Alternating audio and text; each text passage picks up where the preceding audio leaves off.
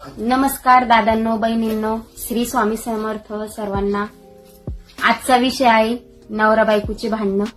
हे प्रत्येकाच्या घरात असतात, आमच्या तुमच्या प्रत्येकाच्या घरात, अगदी छोट्या छोट्या कारणावरून। हे कारणच काय असतं ते मी तुम्हाला सांगते, दुसऱ्यावरून तुलना। नवऱ्याचं पण एक असतं, आमक्याची बायको बघ कसं काम करती, ती कामाला जाती। तेवढंच एक कारण बायकोला पण पाहिजे।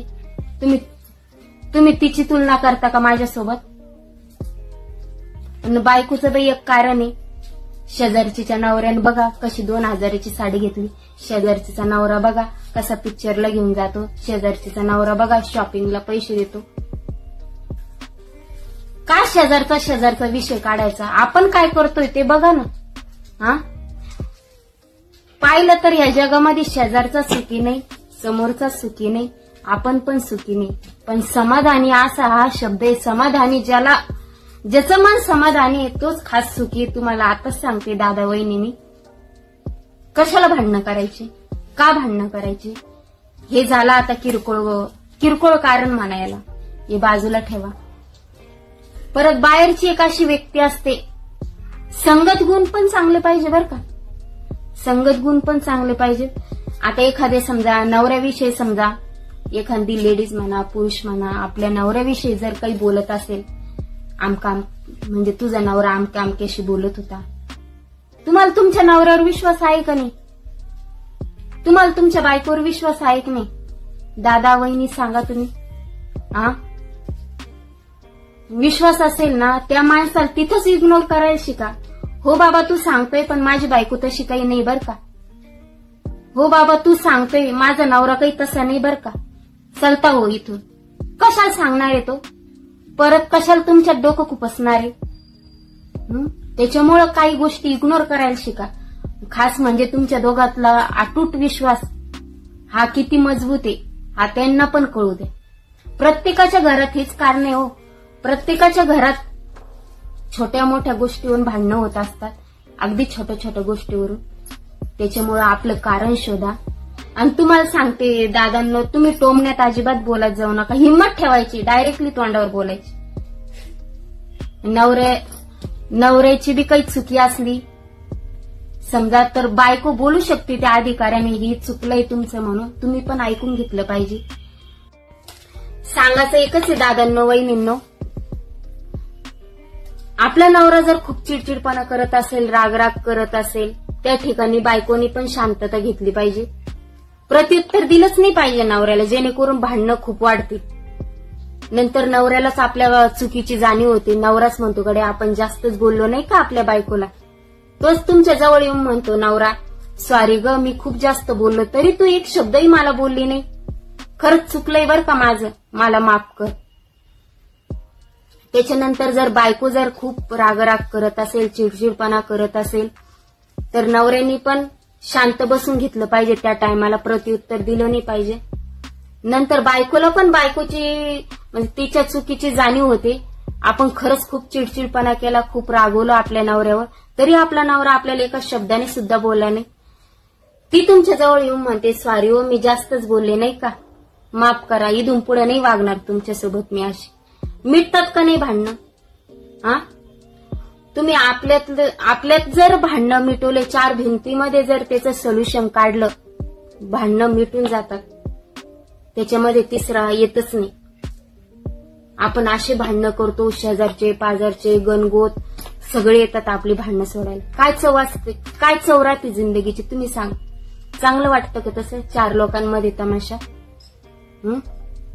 ते तर जाऊ द्या, काही बायकांना तर ठरवेलच असतं कधी नवरा घरी येतो मी कधी भांडू, छोट्या छोट्या कारणावरून।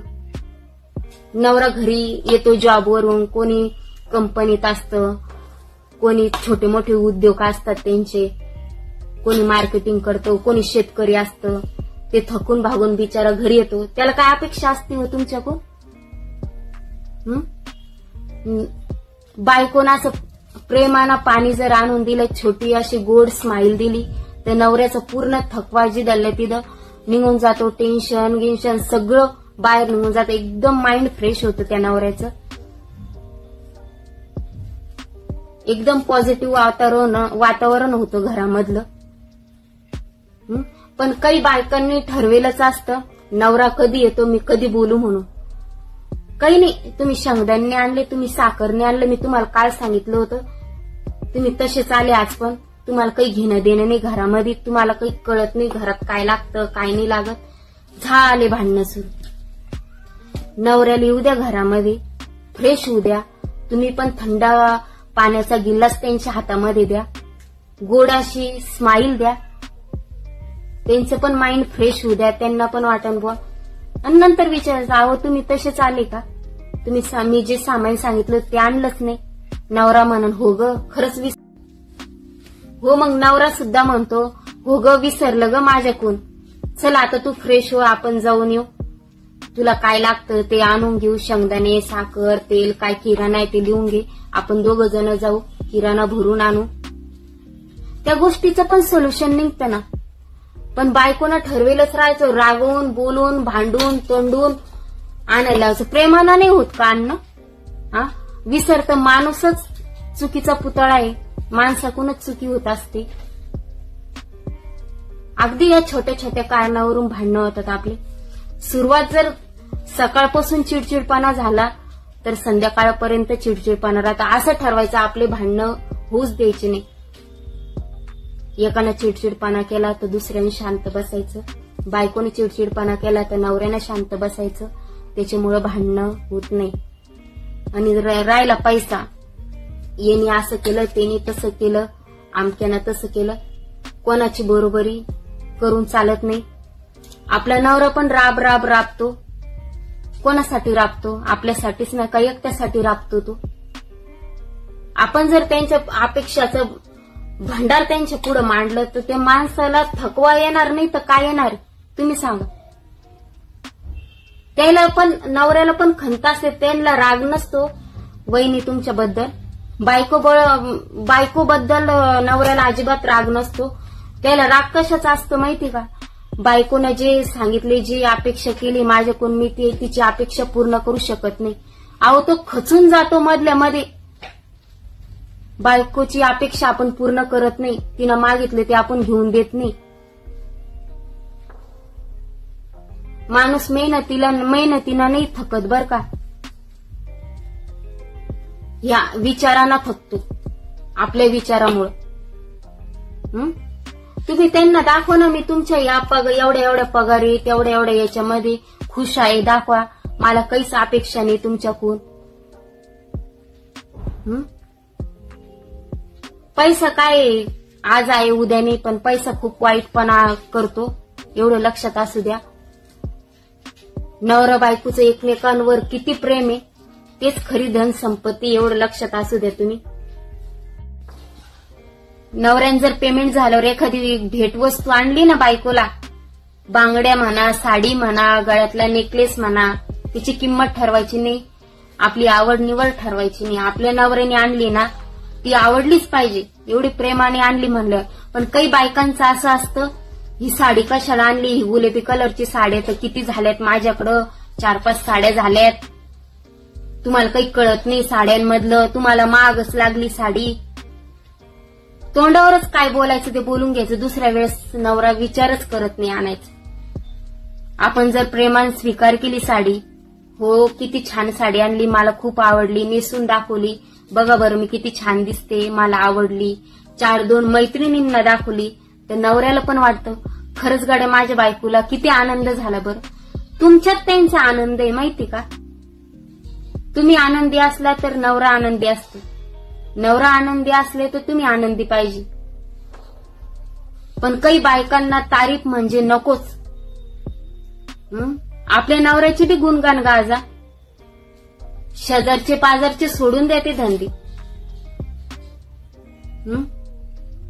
मला हेच सांगायचंय, भांडणं करू नका, गोडीत राहा, गोड गोविंदाने नांदा. संसार हा गोडीतच होत असतो. चिडचिडपणा करू नका, संसार आपलाच आहे. काही चुका झाल्या तर एकमेकांमध्ये हे करून घ्या. 4 भिंतीतच भांडणं मिटवायला शिका शक्यतो, तिसऱ्याला पडू देऊ नका. एवढंच माझं बोलणं होतं. रामकृष्ण हरी सर्वांना. कसं वाटलं माझं, समजा नवरा बायको विषय काढला होता मी हा. मला भरपूर बहिणींचे भावांचे फोन वगैरे मेसेज वगैरे आले होते, म्हणे वहिनी तुम्ही ना नवरा बायको विषयी काहीतरी सांगा, नवरा बायकोची अशी भांडणं असतात, तशी भांडणं राहतात, या कारणावरून त्या कारणावरून. नवरा बायकोचा पण असा विषय बोलायला गेलं तर दिवस पुरणार नाही. एवढंच मला बोलायचं होतं. रामकृष्ण हरी, जय शिवराय. कसा वाटला हा विषय कमेंटमध्ये सांगा. बाय सर्वांना.